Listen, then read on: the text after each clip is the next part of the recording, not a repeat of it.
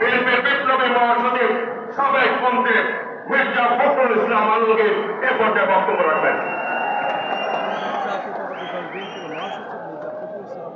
বিসমিল্লাহির রহমানির রহিম।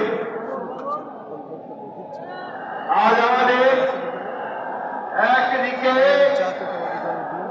অত্যন্ত আনন্দ, অন্যদিকে আমরা বেদনায় আপ্লুত।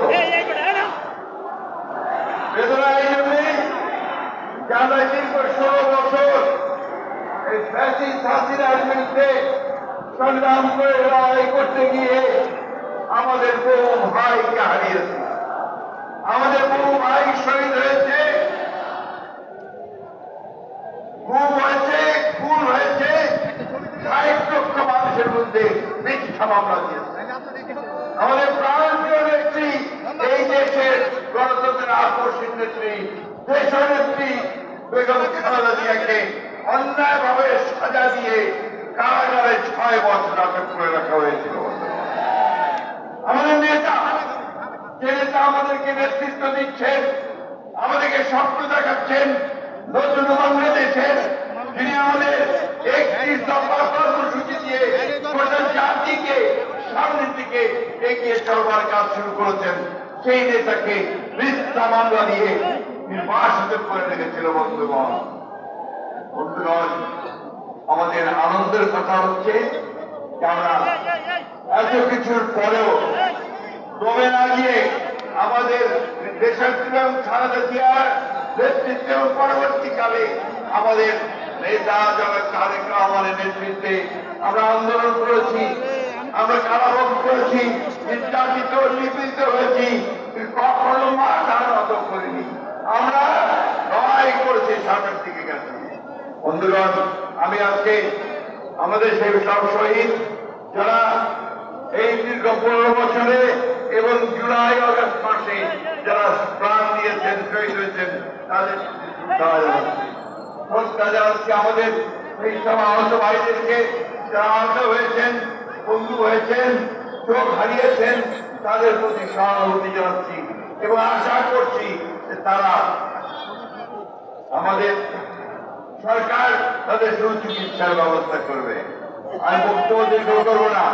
নির্বাচনের তারিখ ঘোষণা হবে খুব শিগগিরই। আমাদের নতুন জুলাই ঘোষণাপত্র হয়েছে, সংস্কার আমাদের চেয়ারম্যান তারেক রহমান সাহেবের যে দৃষ্টিভঙ্গি 31 দফার বাস্তবায়িত হতে চলেছে সংস্কারের মধ্য দিয়ে। আসুন আজকে আমরা সেই শপথ গ্রহণ করি যে আমরা বাংলাদেশকে সত্যিকার অর্থেই একটা সুখী সমৃদ্ধ বাংলাদেশ গড়ে তুলব।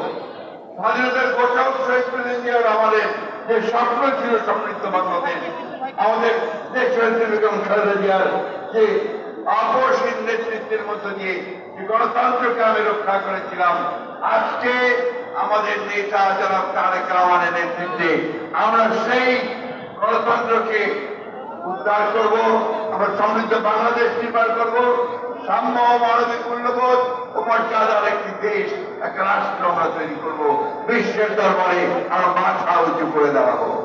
আমাদের ভারপ্রাপ্ত চেয়ারম্যান সাহেব এখানে উপস্থিত আছেন। আসুন আজকে আমরা সবাই আমাদের পক্ষ থেকে তাকে ধন্যবাদ জানাই যে তিনি আমাদেরকে নেতৃত্ব দিয়ে আমাদের মুক্তির পথ দেখিয়েছেন। আমি ধন্যবাদ জানাবো দেশের সমস্ত মানুষকে, রাজনৈতিক দলগুলোকে, ছাত্রদেরকে এবং এটা না বললেই নয়, আমি দেশপ্রেমিক সেনাবাহিনীকেও আমি আন্তরিক ধন্যবাদ ও কৃতজ্ঞতা জানাতে চাই।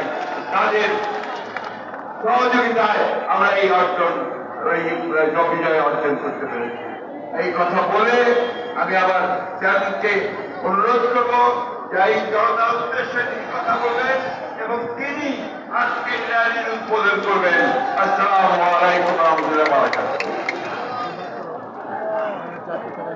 প্রিয় সমাবেশ, প্রধান অতিথির অনুমোদন ক্রমে এ পর্যায়ে বক্তব্য রাখবেন আজকের